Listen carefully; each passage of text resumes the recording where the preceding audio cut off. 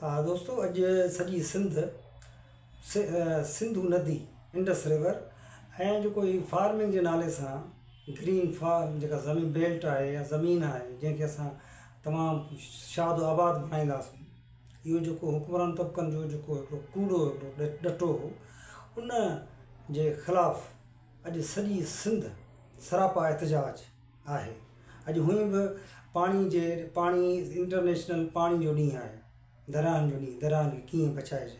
सॼी सिंध जेको आहे सरापा एहतजाज, उन सॼी सिंध सां गॾु असांजे कराची में असांजी जेका सिंध बार काउंसिल आहे, उन्हनि जा दोस्त, सिंध हाई कोर्ट जा उहिदेदार, ॿिया मेंबर ऐं असांजी कराची बार एसोसिएशन, असां सभु गॾु थियासीं। उन में असांजो सिंध बार काउंसिल जा member, Sindh high court bar association जो सदर ऐं कराची बार एसोसिएशन सदर, मलीर बार जा अॻुवान उहिदेदार, साईं असांजो मलीर जो जनरल सेक्रेटरी ऐं सिंध बार काउंसिल जो अशरफ समेजो साहबु ऐं असांजे कराची में असांजा तमामु घणा दोस्त गॾु थिया। उन खां अलावा सिविल सोसाइटी जा दोस्त तमामु वॾे तइदाद में गॾु थिया ऐं सिंध खे बचाइणु सभिनी माण्हुनि जो अज़म इहो हो त असीं का बि सिंध जे ख़िलाफ़ु साज़िश हूंदी, असां सभु गॾु हूंदासीं ऐं सिंध खे बचाईंदासीं।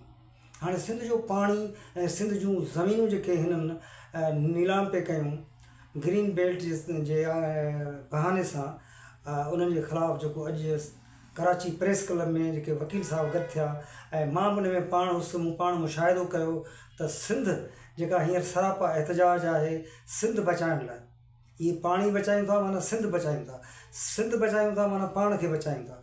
सॼी दुनिया में अॼु पाणी जे बचाव जा ऐं पाणी खे कीअं वधाइजे, विझाइजे, पाणी खे कीअं डिस्ट्रीब्यूट कजे, कीअं विरहाइजे, उन हिसाब सां जेको सो अॼु दुनिया मल्हाए पई ॾी।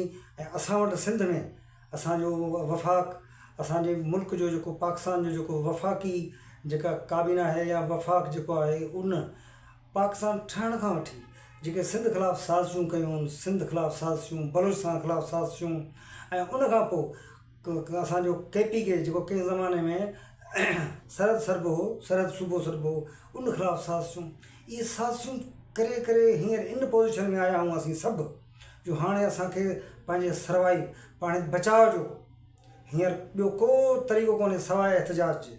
हाणे अॻे सियासी कारकुन, सियासी माण्हू जदोजहदूं कंदा हुआ, हारी तंज़ीमूं जदोजहद कंदियूं। हाणे असांजो वकील, कारे कोर्ट वारो, वकील बरादरी ऐं लीगल फर्निटरी, उहा जेका हींअर जदोजहद में आहे, उहा सिंध बचाइण लाइ निकिती आहे, जेका गुज़िरियल ॾींहंनि खां वठी तमामु वॾे पैमाने ते सरापा एहतजाज आहे।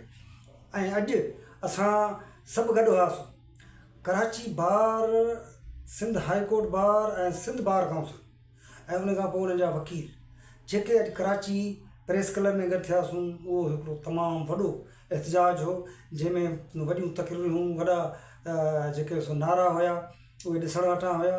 ऐं मूंखे उमेदु जागी आहे त सिंध बचंदी, सिंध खे हाणे को बि लहर लोलो कोन्हे, छो त सिंध जे जियापे जी जेका वाघ आहे उहा हारी, पोरियत, शागिर्द ऐं सियासी माण्हुनि सां गॾु, सिविल सोसाइटी सां गॾु, हाणे असांजी वकील बरादरी बि उन में शामिलु थी आहे, पर वॾे तइदाद में शामिलु थी आहे। सो दोस्तो, आऊं तव्हां सभिनी दोस्तनि खे मुबारकबाद ॾियां थो, सिंध जे समूरनि माण्हुनि खे, त अॼु असां गॾु थिया आहियूं।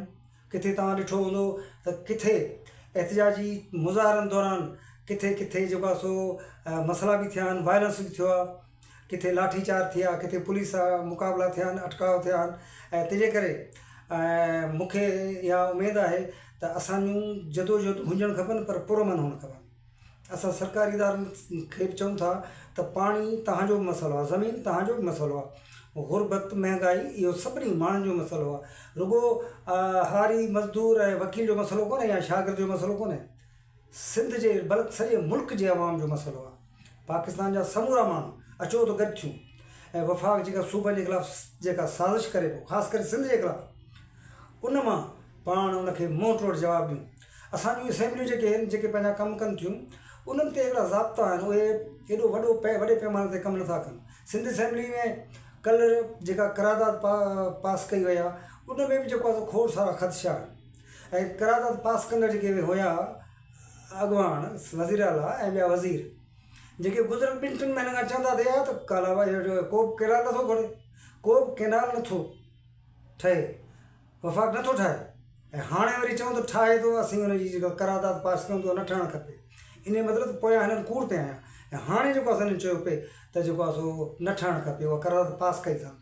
सो असां चऊं था त सिंध असेंबली जा माण्हू हुजनि या सिंध जा जेके माण्हू हुजनि, बल्कि पाकिस्तान जा समूरा माण्हू अचो त हुकुमरान तबिकनि ऐं अपोज़िशन में वेठल हुकुमरान तबिकनि जा बि साथारी उन्हनि खे सम्झायूं त ख़ुदारा मुल्क जे समूरनि जेके इकाइयूं आहिनि, जेके सूबा आहिनि, जेके कंहिं ज़माने में स्टेट्स हुयूं, जेके पाण शामिलु थियनि, तव्हां उन्हनि खे फ़तह न कयो आहे।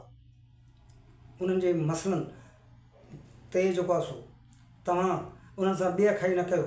अचो त सभई पाकिस्तान जा समूरा सूबा उन ते गॾु थियूं, समूरा माण्हू गॾु थियूं। सिंध जो मसइलो हुजे, पंजाब जो मसइलो हुजे, ऐं बलूचिस्तान जो मसइलो हुजे, तोड़े सरहद जो मसइलो हुजे, कश्मीर जो मसइलो हुजे, असांजे जेके बि असांजा माण्हू मतिलबु दुनिया जहान जा जेके माण्हू ग़रीब माण्हुनि जा जेके मसइला हुजनि, अचो त गॾु थियूं ऐं उहे मसइला हल कयूं। अॼु मूं पाण अखियुनि सां ॾिठो आहे त वकील ऐं सिविल सोसाइटी जा ॿिया माण्हू, शागिर्द, मज़दूर गवान जेके प्रेस क्लब में मूं ॾिठा, उन जूं तस्वीरूं तव्हांखे ॾेखारियूं था, ऐं तमामु वॾे पैमाने ते अॼु मुज़ाहिरो, ऐं उन खां अलावा सॼी सिंध सरापा आहे।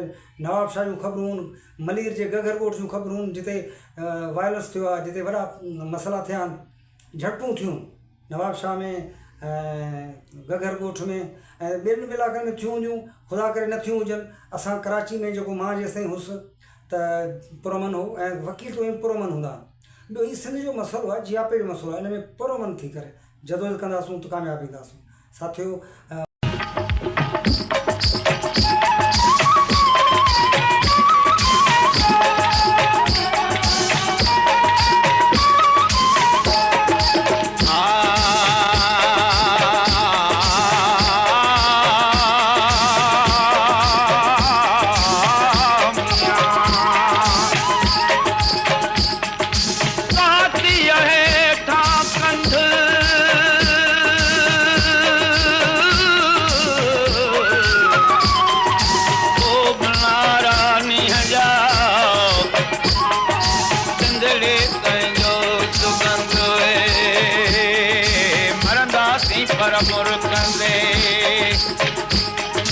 कंदो केर मयार वो यार, कंदो केर मयार, कंदो केर मयार वो यार, सिंधड़ीअ के सिर केर न ॾींदो, सिंधड़ीअ के सिर केर न, कंदो केर मयार वो यार, कंदो केर मयार वो यार, सिंधड़ीअ के सिर केर न ॾींदो, कंदो केर मयार।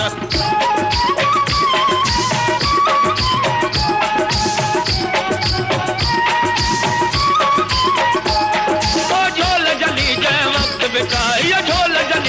वक़्तु, ढोल जली जंहिं वक़्तु बिताई, किरंदा कंद हज़ार वो यार, किरंदा कंद हज़ार वो यार, सिंधड़ीअ के सिर केर न ॾींदो, सिंधड़ीअ के सिर केर न ॾींदो, कंदो। मुंहिंजी अॼोकी वीडियो जेका आहे उहा तव्हांखे जेकर पसंदि अचे त पोइ उनखे लाइक कयो, ऐं कमेंट्स ॾियो, ऐं शेयर कयो, ऐं सब्सक्राइब कयो, जीअं मुंहिंजी हिमत अफ़ज़ाई थिए। तव्हांजी वॾी महिरबानी।